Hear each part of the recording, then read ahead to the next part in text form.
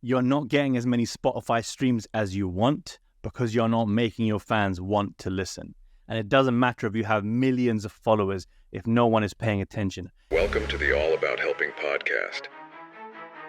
And most often what happens is the artists decide themselves they want to release a single, an EP, or an album. And they haven't litmus tested their audience to see the appetite or the hunger to get new music from them. But one of the methods I have seen that really helps fans increase their desire and increases the magnetism of your music is to actually leak lots and lots of different hook, punchline, verse, and chord ideas in your TikTok and in your Instagram content strategy. And what this will do is if you say that none of them are your future singles, but all of them are just half-baked ideas, let me know which ones you like. One of them could pick up some momentum. And when it does, you have social proof from your fan base that they actually want that record. And you can mobilize quickly, get in the studio, finish off that song, and begin a release campaign. And if you're doing this testing and learning, you'll be able to predict which of your singles is going to do well. And this is an extremely effective way to take your fans on a journey to want the music, because they liked a snippet, they'll want the full thing. And when that finally drops, your only goal is to make them aware that you have a new song out and create the magnetism that they can go and listen to it. What I'm about to share is 2 secret slides from an upcoming masterclass that I'll be hosting at the end of November. I did a little beta test with Pirate Studios and I shared these slides early and the room went silent. Pin drop silent. They had no idea this would be so powerful for them. So I'm going to dive right in. We're going to cut the fluff. But if you're wondering who I am and why you're here, you are in the right place. This is all about helping. The channel where I help you jump from where you are at 10,000 streams towards 100,000 streams through organic social media storytelling. And we do all that so you can monetize your fan base into a part-time income. I've helped 100 plus artists go on their journeys, releasing singles, releasing EPs, releasing albums, and they've never realized how powerful their own social media could be. It's the catalyst of everything in your marketing arsenal. And so with that said, we're going to dive right into these 2 slides. Now, the first situation is what I call the awareness journey, and it's taking someone from absolutely no idea that you even make music to loving your song. Because for most of you as artists, you think the perception you hold is that everyone on your social media knows that you're a musician. Maybe that's not true.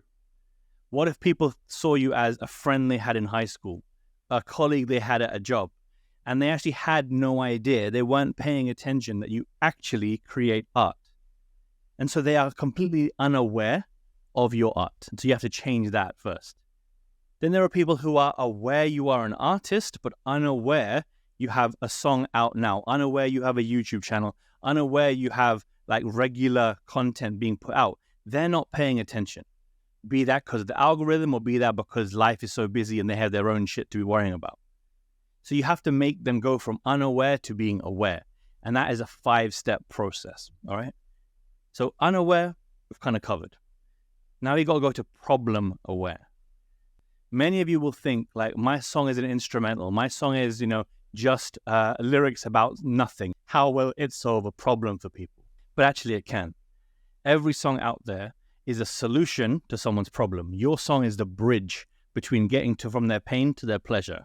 They're listening to your song because it provides them and it speaks to them personally. And so problem aware, I'll give you an example. I've worked with an artist recently called Talita, and she has a song out right now called Former People Pleaser. And as we were going into the campaign and building it, we had a lot of deep conversations.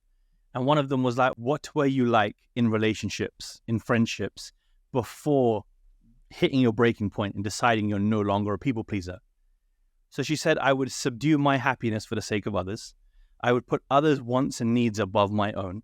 And she often said that I would shrink myself in relationships to try and make the other person happy. And so just taking those 3 concepts by themselves, wow, how vulnerable is that? But we can take a marketing campaign of 1 to 3 weeks purely breaking down those feelings and emotions. And so it less becomes about promoting the song, but more about promoting and discussing and unpacking the energy of those 3 rich topics. And so that is making people problem aware. They might not have realized they had a problem. They might be completely oblivious that they did the same thing in their relationships and their friendships. They might not realize that it's a dangerous path to go down. If they start shrinking themselves for others, they might disappear. And so you make people aware they have a problem. Next, we talk about being solution aware. What was it that Talita did to finally put her foot in the ground? Oh, she had a traumatic experience, number one.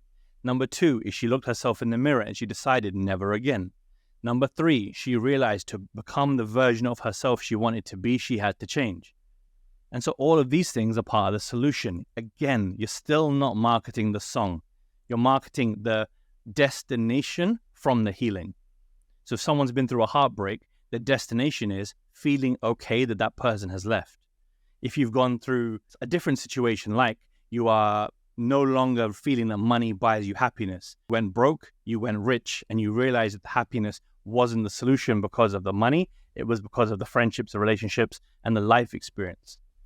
So your song is the bridge to the solution, but it's more important to paint the picture of the solution and the destination first. Now we finally introduce the product. This is your song. And we explain that this song, Former People Pleaser, is the bridge between people who used to please others and deciding that you're no longer going to do that. And you use the lyrics, which might be, I'm in my main girl era, I'm in my villain era, I'm in my selfish era, to stand up for yourself. And so you've introduced the problem, you've introduced your solution. Now you've fitted in the product that is the bridge between the two. And now you have to explain how the product does that. And this is the hard bit.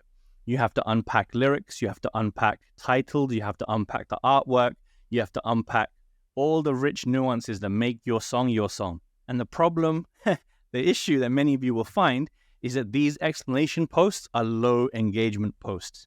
People will consume, but they may not engage. And so you have to have patience and deploy the understanding that if it looks like it's not working, it's still working. Because as you're explaining what your song means, people are soaking it in. And then they become to the state of being fully aware. The number of times I've watched an interview like Zane Lowe or any other music podcaster interviewing an artist, and they explain the song, and I have to pause the interview, open up Spotify, and then go and listen to the song because you understand it in a whole new way once the concept makes sense to you. And I want that for your songs, and I want that for your fan base, that they get it. The penny finally drops and they understand the music.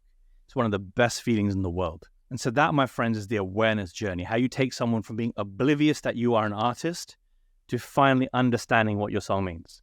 Does that make sense? That was just one slide that's coming up in the masterclass in late November. I can't wait for it. I'm going to give you all the details as soon as I'm ready to announce it. There'll be a little email form to sign up. It's free, completely free to join. There will be a replay as well. And so I don't want you to miss this, so I'll announce it very soon. And so the next step in the process is taking someone from the awareness phase into the consideration phase, which means that they're thinking about becoming a fan. First of all, you had to make them discover you, and now they have to take that decision. Do I want to pay attention to this person's music? And for many, many, many artists, you might post on your social media, and when you don't see the results coming quickly enough in terms of new likes, new comments, new shares, new views, you might self-sabotage yourself and scale back on the amount of promotion you do, thinking that it's not working, thinking that the algorithm is broken, thinking that you might be shadow banned. But actually, you just haven't done the iterative loops that I'm about to explain enough times. And so for a fan to consider becoming a listener long-term, they have to go through this process. And you may have heard people say it takes 7 touch points for a listener to become a fan, but it's the very same thing here. So for example, they might hear the song in a reel, a lip sync performance of you saying one sentence of contextual information. If you've ever fallen in love with your best friend, I've written a song for you. And that makes them understand the song a little bit more. And so they hear it once, they understand it a bit more, they identify with the situation because they are in those shoes, but then they keep scrolling because they don't immediately want to go to Spotify and listen. So the very next day, you hit them with another reel and you change that first line or that headline into a different way. I'm thinking about telling my best friend I'm in love with them. What should I do? ? Same situation, different framing. So you put it on Reels, they hear it, they understand it, they identify with it, and they go, oh, I kind of like this, but they keep scrolling. You didn't compel them enough. A third time that you go around, change the headline again, saying, I'm worried my best friend will never speak to me again if I tell them I'm in love. And again, you go through that process, they hear it, they understand it, they identify it, but this time they decide to take a listen because they've been watching and observing and consuming for the last couple of days. And so they close the social media app, they open up the Spotify app, and then they listen to the song. They hear it once and it's a bop. And they might leave social media then, but they might add it to their playlist. And this is the power of repetition in a social media campaign, where many artists will just do the announcement that the song is out without doing the marketing to drive home the message.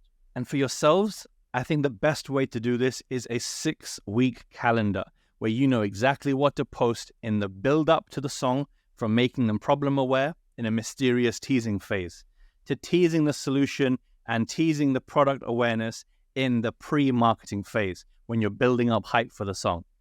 Then you need to make them streaming conscious when you're doing the song and you're pushing out a consistent number of posts performing your own song.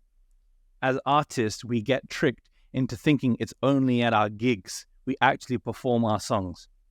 But the real power, in my humble opinion, as a social media strategist and a music marketing coach, is performing for your fans on social media so they have even higher expectations and they want to come and see you in person. And you'll see that we've talked at the very beginning about desire and magnetism. So desire has come from a place of understanding the song. And so they want to listen to it. Not once did you say, out now on Spotify, watch on YouTube. Not once did you tell them to listen. But you created desire by making them understand what the song was about, and they felt the song was written about them. And there's nothing more powerful in the world. And then magnetism comes from a place of you wanted them to feel so close to this song that they wanted to close social media and open up the Spotify app.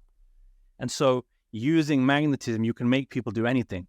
You can make them buy tickets to your show. You can make them buy, a limited edition vinyl. You can make them go and come to see you on tour and fly to a different country because they want to see you that bad. And magnetism pulls people in. Instead of pushing them by giving them a strong messaging, you're reeling people in. And I think these 2 steps can change your life as an artist. And it all starts and ends by replacing promotion with emotion. I love this phrase so much, I put it on a hoodie, which you can grab from my website, All About Helping. And if you want to support this channel, that's one of the best ways you can do that, by investing in some merch that you're repping the brand with our inspirational quotes wherever you go. So I truly hope this has helped you from the bottom of my heart. Find the 2 different ways, 2 different steps to make fans want to listen to your music. I've loved this. Thank you for your attention. I'm going to catch up again really, really soon.